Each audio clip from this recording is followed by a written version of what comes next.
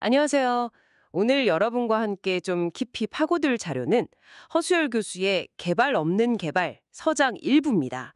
이게 일제강점기 조선의 경제 발전을 좀 다른 시각에서 보고 있어요. 상당히 흥미롭습니다. 통계만 보면 분명히 그 시기에 뭐랄까 개발이 있었던 건 맞는데 과연 그게 당시 조선인들에게는 어떤 의미였을까? 이 자료는 바로 개발 없는 개발이라는 개념으로 이 질문을 던지고 있거든요. 한번 같이 자세히 살펴보시죠. 자료를 보면 먼저 메디슨 통계라는 게 나오는데요.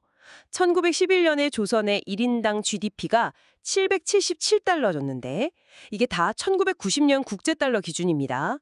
근데 1937년에는 1482달러까지? 와, 거의 두 배로 뛰었다가 해방 직후인 1945년에는 616달러로 오히려 처음보다 더 낮아져요. 아니 이렇게 급성장했던 경제가 왜 해방되자마자 이렇게까지 폭삭 주저앉았을까요? 좀 이상하지 않나요? 네, 맞습니다. 바로 그 지점에 이 자료가 파고드는 아주 핵심적인 부분입니다. 실제로 해방 직후 한국 경제는 정말 처참한 수준이었어요. 1950년 1인당 GDP가 세계 145개국 중에서 106위였으니까요. 이건 뭐 아시아나 아프리카의 많은 신생 독립국보다도 낮은 수치였죠. 106위요? 아, 생각보다 훨씬 더 낮았네요. 네, 그리고 1949년 산업구조를 보면 이게 더 명확해지는데요. 농업 종사자 비율이 무려 78.8%였습니다. 78.8%? 거의 80%네요. 그렇죠. 이건 뭐 1930년대 수준이거나 심지어 1887년 일본과 비슷했다고 하니까요. 식민지 시기에 공장이 들어서고 뭐 했다곤 하지만 본질적으로는 여전히 압도적인 농업사회였다는 거죠.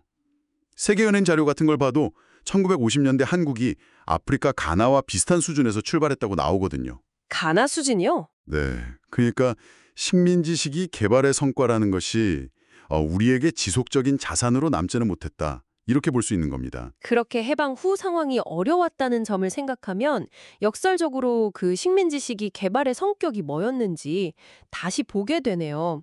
근데 보통 뭐 식민지 근대화론이라고 해서 당시 철도도 놓고 공장도 짓고 했으니까 그래도 개발은 된 거 아니냐 이렇게 생각할 수도 있잖아요. 이 자료는 그런 시각에 어떤 점을 좀 구체적으로 비판하는 건가요? 네, 아주 정확한 질문이십니다. 이 자료는 바로 그 개발론들이 놓치고 있는 지점을 지적하는데요.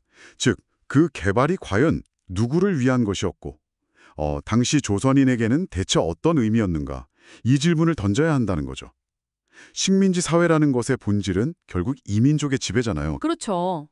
그렇기 때문에 민족이라는 기준을 빼놓고 경제 현상만 보면 그 실체를 놓칠 수 있다는 겁니다. 그래서 저자는 민족별 생산수단 소유, 이걸 아주 중요하게 봅니다. 예를 들어서 1940년대 초반 통계를 보면 공업 자산의 약 95%, 그리고 논의 약 54% 정도를 소수의 일본인이 소유했다는 추계를 제시해요. 이건 가치기준 추정치고요. 와, 공업 자산의 95%요? 그 정도일 줄은 몰랐습니다. 거의 전부를 일본인이 가졌단 얘기네요. 그렇죠.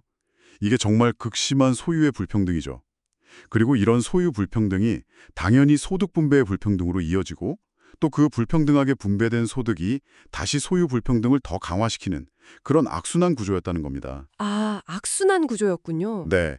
그러니까 성장은 있었지만 그 개발의 과실이 조선인에게는 거의 돌아가지 못하는 구조적인 문제가 아주 뿌리 깊었다는 거죠. 이게 바로 개발 없는 개발의 핵심 논리라고 할 수 있습니다. 아, 이제 좀 명확해지는 것 같습니다.